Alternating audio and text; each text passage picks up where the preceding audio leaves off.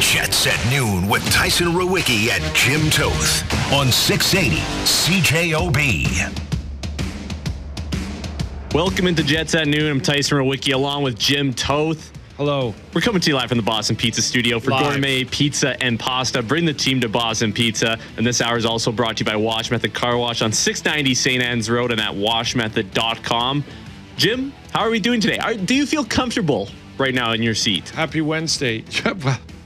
I didn't mean to make a big deal out of it, but I guess when you say it on air, it becomes a big deal. But yes, I am. Thank you. I'm glad. So you took a lesser chair for me today. Hey, sometimes you got to sacrifice for the greater good of the team. Our relationship is evolving. Yeah. And sometimes you have to do what's best for the relationship. Yep. We had a session. Yesterday. A lot of choice words were said, but I think we're better for it after all. It's all said and done. The key is to go grow from it. Exactly. You can't look in the past. You can only look into the present. And for those wondering, we were at the elevator today, and another staff member from another floor got off and said, "Congratulations on the job." Tyson said, "Great." And he goes, "You guys going for lunch?" Which, no, we'll do this at lunch. But I said, "No, I'm going to get a coffee." He's just been following me ever since he got the job. I'm still learning the ropes. I gotta shadow as much as possible. Breaking news right before we get into it. We'll get to the sponsors in a minute. I got the Winnipeg Jets alumni game roster. So go give us the sponsors. We already did the sponsors, we Jim. did? I wasn't listening. I'm sorry. I wasn't paying attention. Go right into it. Forwards are Cody Eakin, Eric Fair, Sam Gagner, Tanner Glass, Andrew Ladd, Brian Little, Anthony Peluso, Mathieu Perreault, Jim Slater, Tim Stapleton, Paul Stastny's coming in. Ooh, nice. Chris Thorburn is coming. Let's go. Moneymakers and Blake Wheeler. Now, Paul Stastny's interesting because I just saw him skating an alumni event with the Colorado Avalanche. Oh, wow.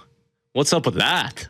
I think he should be cut from this alumni team. You can only pick one per year, one per season. You don't get multiple. I mean, you can't even breathe in that city. And what about, do they have the rest of the roster? Yes, the defense is, well, I'll just get to it. Dustin Byfuglien. Yes. Grant Clitsome, Toby Enstrom, Ron Hainsey, Derek Meach, and Mark Stewart. And I believe this brings me back, this defense core, because it's all guys that were there when I was covering the team daily in the room and stuff like that. Some great guys. So just looking around this room, Ron Hainsey's probably going to have a Yankees hat on and talk down to me. But Ron Hainsey's going to be back, Derek Meach, Mark Stewart, Toby Enstrom, Grant Clitsome, and Dustin Byfuglien. Your goalie is Michael Hutchinson. Nice. And your coach is Claude Noel. So there'll be a lot of joy in Joyland that day. He's going to have some quotes. He's been keeping them locked will up. Be brought in. Did you see how hot this thing was today at practice, guys? The flamethrower was just burning in Boston. Even Hutchinson couldn't stop him. This is a fun group that they put together, though. And roster is subject to change if, there's any late cancellations or whatever. It's not just completely set in stone, but that's a nice, fun group. And I know who you're referencing. Well, everybody knows who you're referencing. Hey, even Blake Wheeler said, well, he says he's coming. Technicalities. And I mean, there's that the Kenora Fishing Derby. Yeah. When we played that clip, it was a little worrisome when you're hearing him. But that's just his sense of humor, too. But it looks like Jim Slater, Chris Thorburn, and Tanner Glass, everybody wanted the GST land back together. Perfect. Tanner Glass is working in hockey, and I used to have exceptional. He and I sat down. He goes, "You want to know about plus minus?" I'm like, "Okay." And he goes, "Sit down." And we had a 15-minute conversation of what he gave me his insights on how he feels about. He said basically it's give or take 8 to 10. And I'm like, "What is that?" He goes, "If you're plus 20, or you could be plus 10, really. Yeah. And if you're minus 20, you're probably minus 10, or you're minus 30, and vice versa. If you're plus 20, you might be plus 30." Right. You step out of the box on a power play, and I said, "Why do you?" And this is ironic, but I said, "What do you?" He goes, "Well, our game in Pittsburgh, where I think they lost 8-3, and he's like, puck turned over at the blue line. Hainsey turns around, comes to the bench. And he says, Byfuglien jumps over the glass, yada yada yada. He finishes the game -3. Well, it's like plus minus is one of those stats where if it's in favor of you, you love it. If it's not, you're going to be like, this is the dumbest stat of all time. Which he also said, and he named me a guy that I can't remember who. He said, but if a guy was still 3 feet from the bench, but it looked like we were going to score, the guy would come on early. That's hilarious. Well, I remember. Hey, I gained one, fellas. I gained one. Do you remember Jeff Schultz? Yes. with the Capitals, and he had that 1 year where he was near the top of the league in plus minus. He was plus 50 in 09-10. And when you think of Jeff Schultz, you're not thinking that he's on the ice for a lot of goals. But he was with Mike Green. Right. So here's the other one I'm going to do, because people who still, and look, I don't weigh heavily plus minus anymore at all. I understand that there's better analytics for that.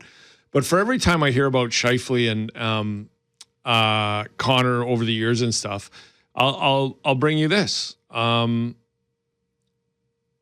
So last year, Connor McDavid in 82 games had 48 goals, 90 assists.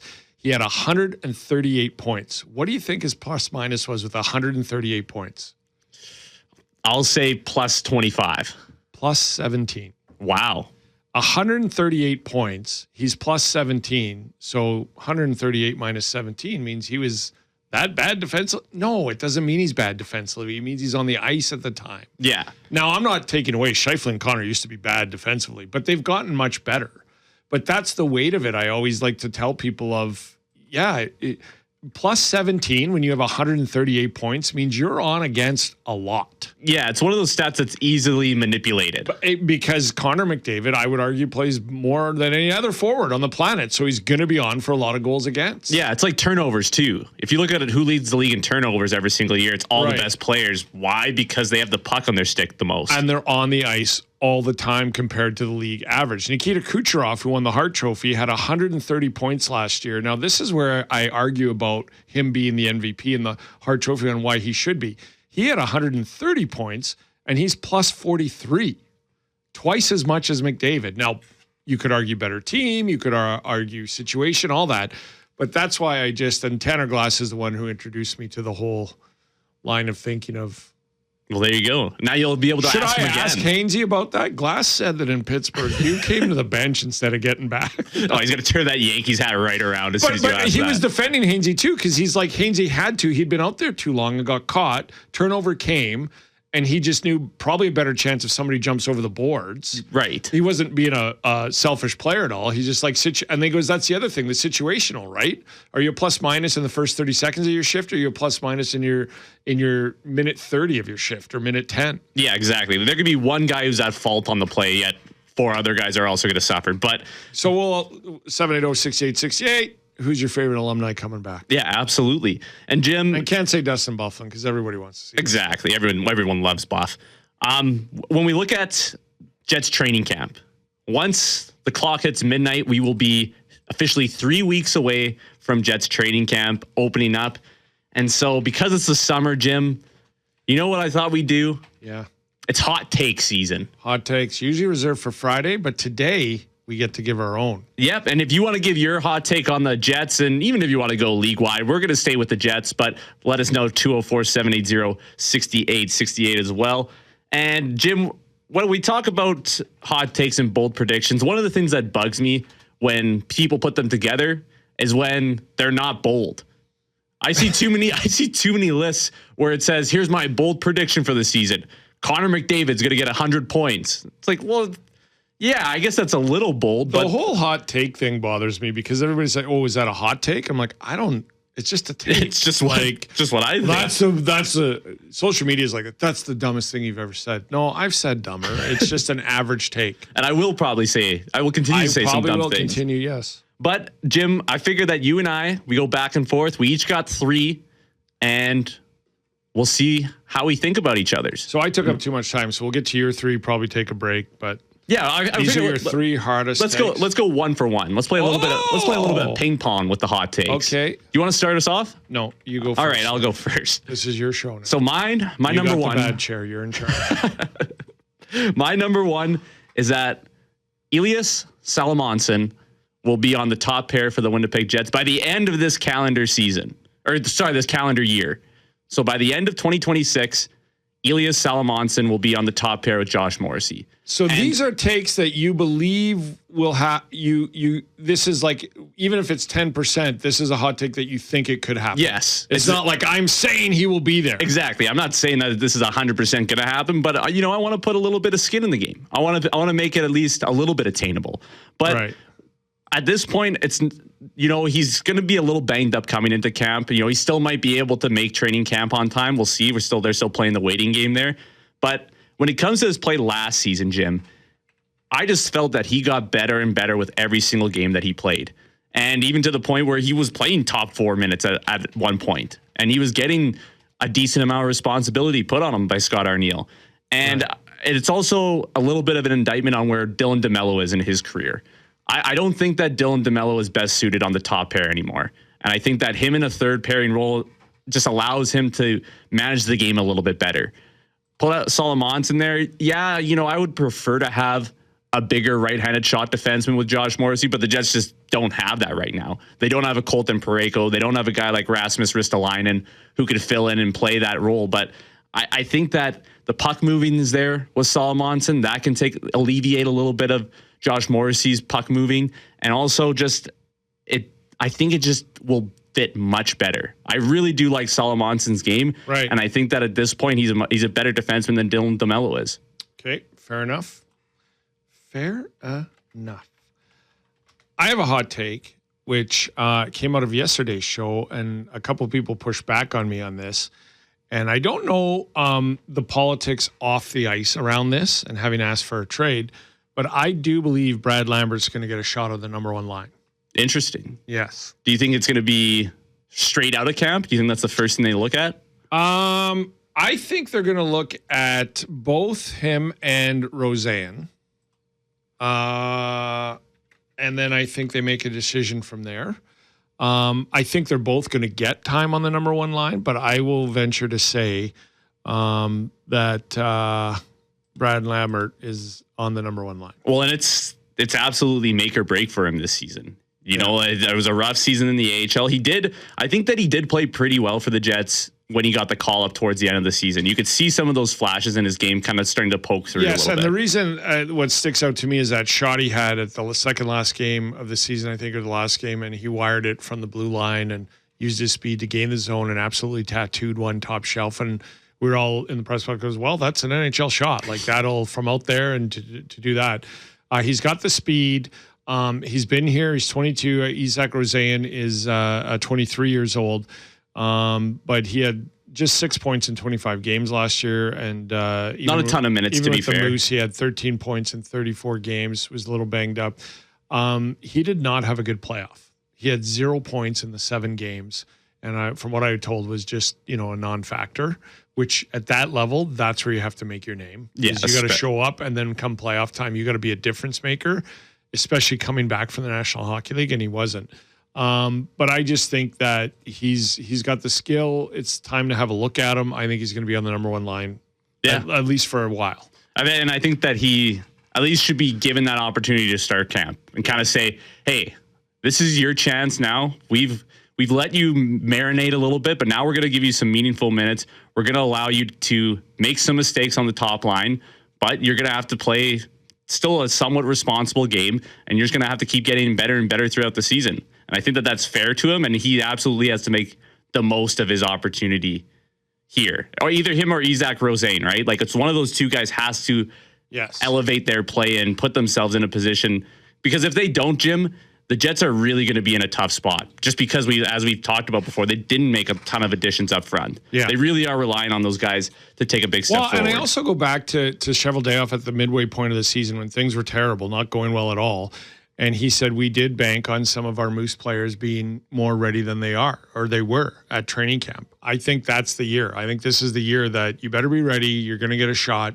And I think that Lambert gets a look at on the top line. Which is kind of funny because, when I say a look, sorry to cut you off. When I say a look, I don't mean like here's a game, here's 2 games, and then he's back down. I think they give him like a 10 to 15 game run on the top line. Yeah. No, I think that's fair too. But let us know what you think. 204-780-6868. Want to hear your hot takes, who your favorite alumni is going to be at the alumni game against the Jets and Habs.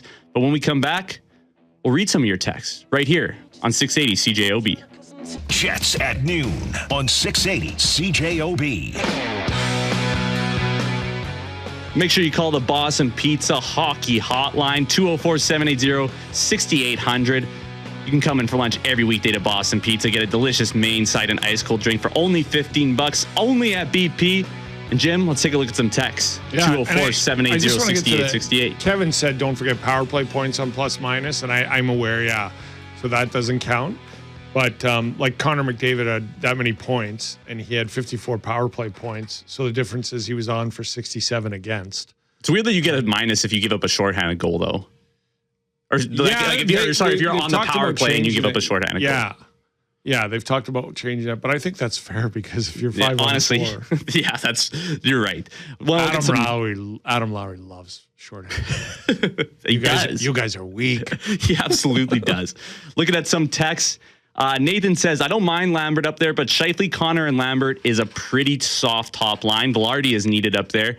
I don't necessarily agree that Velarde is needed up there, but that it definitely is a little bit of a softer line. And you even mentioned in the break there, Jim, like who's going to win the board battles? Who's going to dig the puck? Who's going to feed it? But I just, that's why Velarde goes well there, right? He's tenacious. That's why Alex Iafallo might end up there. I don't know who's going to dig the puck out for him, but I think they look at that. Yeah. Jared says, let's get Sean Cronin to get back out there in the corners with Buff for an alumni bout.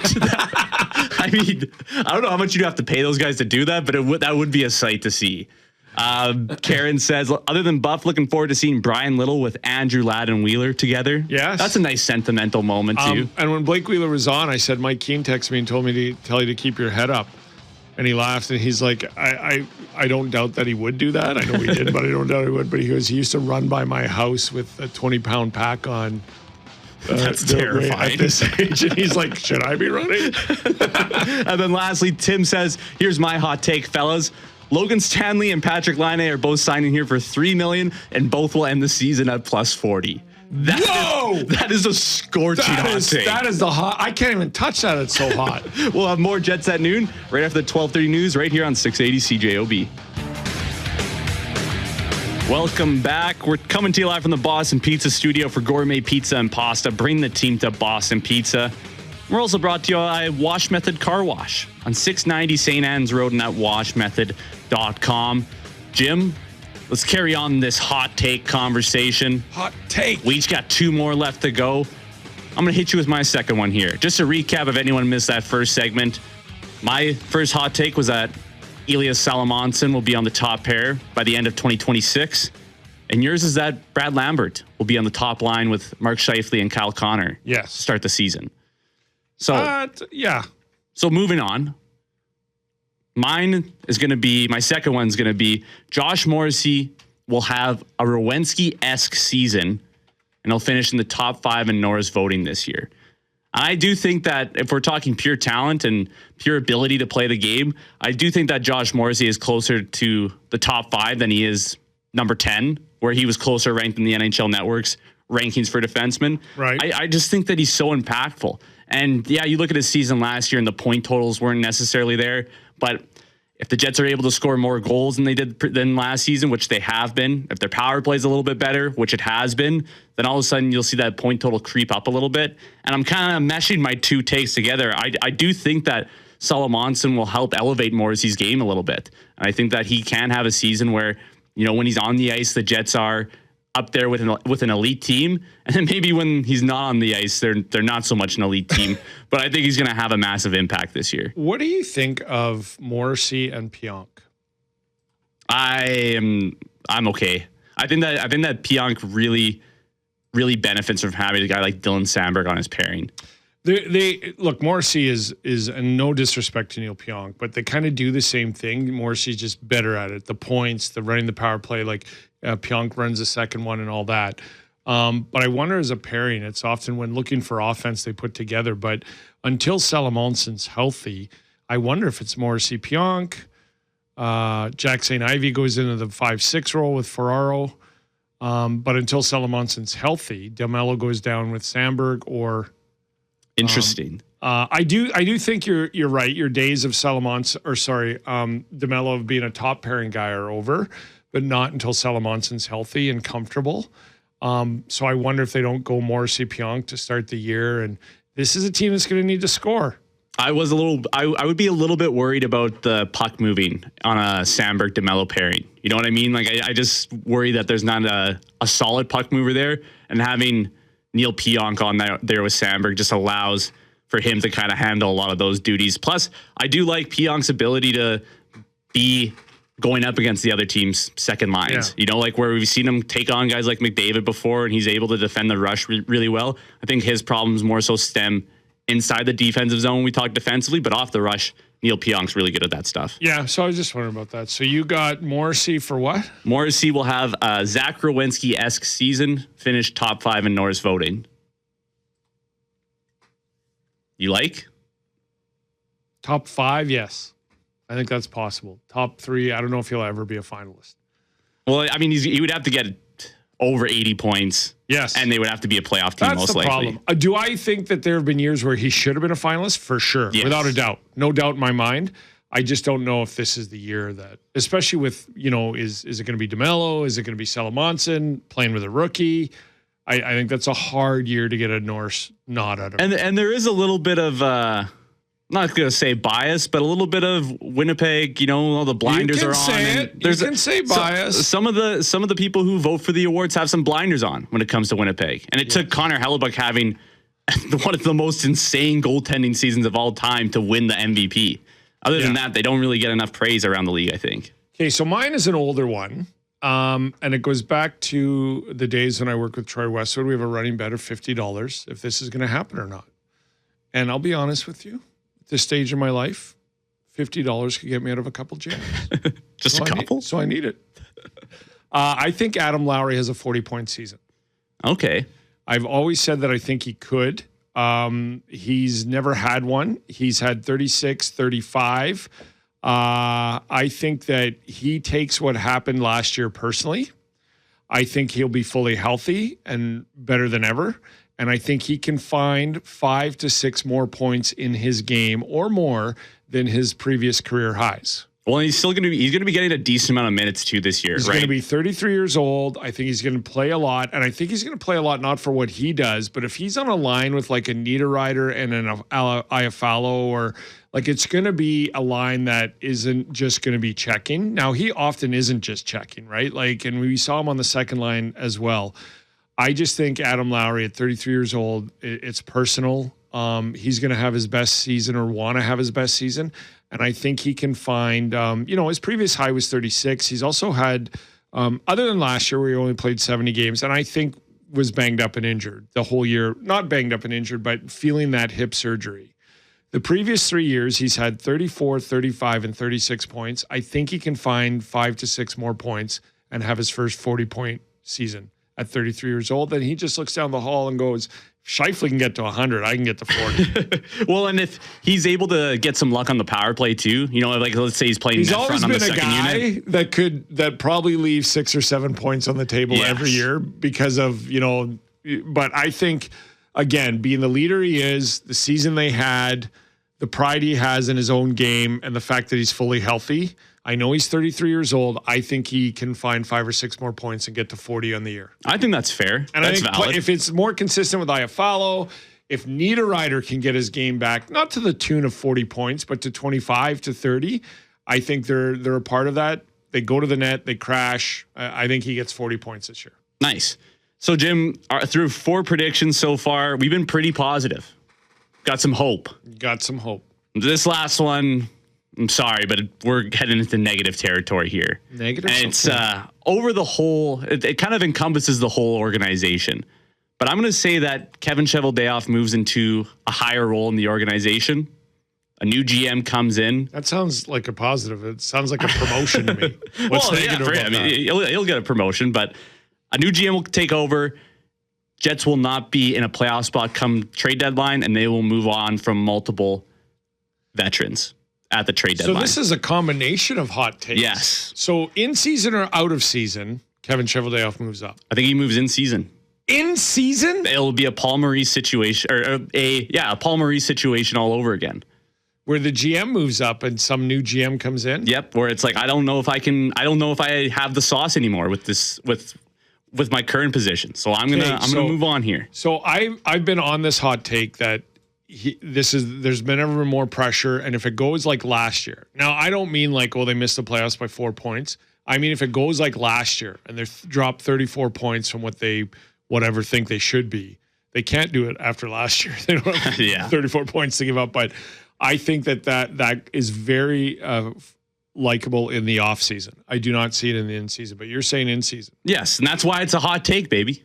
It's got to be a little bit of flavor on it. Comes in and potentially that could be a name. I mean, who else knows? I mean, no one expected Paul Maurice to do what he did, and then to have Dave Lowry come in and kind of fill his shoes there, right? So, but that's such a rare thing in season. It is rare, but I'm just saying I'm putting it out there, and I will say that when we think about sell off at the deadline, when we think about some roster players, some veterans that could be on the move. Obviously, the names of Vladimir Mesnikov and Nino Niederreiter come up.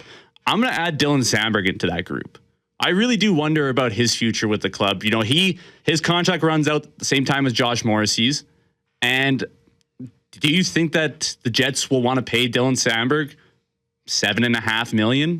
I do if he wants $8 million. Yeah, if Dylan Sandberg says I like it here and I want to stay, then I think they pay him every day of the week. Interesting. I wonder about that as things move on. And then you'd still have Young's here. I think if he gets his money, that Dylan Sandberg wants to be a Winnipeg Jet. I mean, you still have Mario Ferraro that could come in and maybe take his spot. But I'm thinking about if the Jets are trying to accumulate assets and bring some more pieces in, Dylan Sandberg would be a very valuable trade asset at the deadline this year. You would have to move on from management, in my opinion, because I think they think that highly of Dylan Sandberg, that it would have to be a different management that did that. And I like Dylan Sandberg as well. I think he's a very solid top 4 D-man. I just think that if you're in the position where, hey, maybe we need to turn the arrow and where this team's direction's going, right?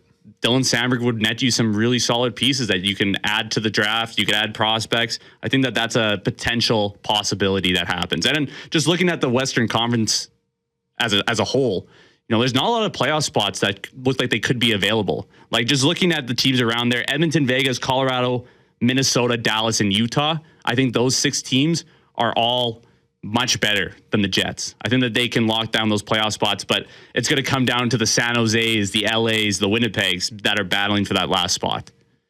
Yeah, I think they're a wild card team at best because of the division. That's what I think. But I wonder if, and you know what I usually like to do is, like last year, and Cam and I were both banging this drum, we thought Utah was the real deal. Like they were going to make the playoffs. They were probably going to win a round. That's how good they were.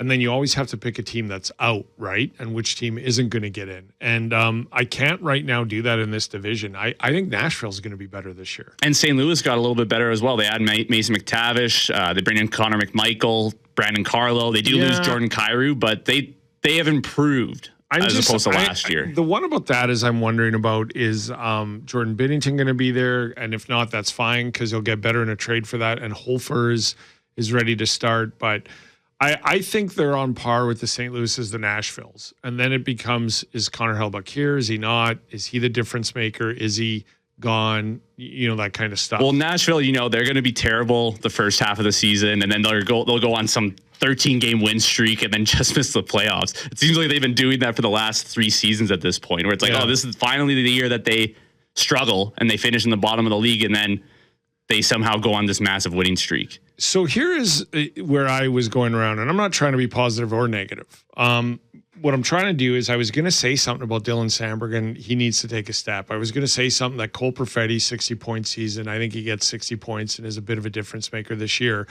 And I'm not going to really do that. I'm going to go back to the opposite of your take. I'm going to say they're a wild card team. I think they get in the wild card. I think that they get back to their defensive ways. I don't know if it'll look as elite as when they won the President's Trophy or the year prior, but when they were winning Jennings trophies. I think you need a Connor Hellebuyck to win a Jennings Trophy and get back to that style. But I think that, as I said, for a couple of weeks now or months, the days of Nino Niederreiter and Vladimir Mesnikov going 23 games without a point are over. I think they get 5 or 6 games, and then there's somebody coming in, and they might come back in 3 games later. But I think that there's been some lessons learned here from the organization. I do think they get back to a wild card. Interesting. I'll say even the second wild card. And I remember the year I think I had them 3rd in the division or wild card team, and they finished like they won the division or something, and then the President's Trophy. But I think they get back. To me, it's all about the system and playing that defensive game. And nothing smacks you in the mouth more than when you have a year like that to go, what is our identity? What is our system? We have to get back to that and play that, or else we are not going to be successful. And I think pride sets in. With all the talk about the age of this core, we never talk what comes with that. There's not a lot of guys going, well, I'll ride out another year here and then I'll be off, or I'm Carter Gauthier and I want to go to Anaheim, get me out of Philly, whatever. These are guys that believe in this core, and especially the Connor Hellebuyck situation. There's a lot of pride here, and I think they become a wild card team. Interesting. Well, let us know what you think. 204-780-6868. And don't forget about the Boston Pizza Hockey Hotline as well. 204-780-6800. Coming for lunch every weekday to Boston Pizza. Get a delicious main side, an ice cold drink for only $15. Only at BP. Only. We'll be back with more Jets at noon right after this. And another absolute heater from Jeff Fortune. He's been on fire this week. He could turn your mic on. He could MC anything he could DJ. Anything that I have. Jets at noon on 680 CJOB.